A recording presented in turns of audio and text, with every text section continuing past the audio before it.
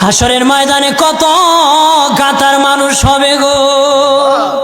নবী বলেন আয়েশা, হাসরের ময়দানে মানুষ 120 কাতার মানুষ হবে। কয় কাতার? আয়েশা রে, হাসরের ময়দানে 120 কাতার মানুষ হবে।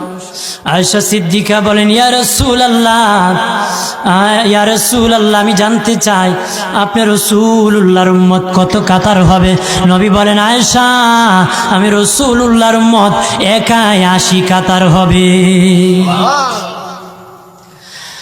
আয়েশা বললেন ইয়া রাসূলুল্লাহ, ওগো দিনের নবীজি, 80 কাতার দিয়ে আপনার উম্মত হবে, আপনার উম্মতকে কেমনে আপনি চিনবেন? নবী বলেন আয়েশা রে, আমার উম্মতকে 3টা পরিচয় আমি চিনব।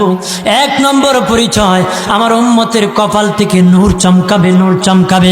নবী বলে বাবা সাহাবীরাম, অসংখ্য ঘোড়ার মধ্যে যদি কিছু চান কপাল্লা ঘোড়া হয়, এইগুলা চিনতে বড় সহজ হয়। চান কপাল্লা ঘোড়া চিনতে বড় সহজ হয়। হাসরের ময়দানে আমার 1 প্রকার উম্মত চান কপাল্লা হবে, কপাল থেকে নূর চমকাবে, নূর চমকাবে।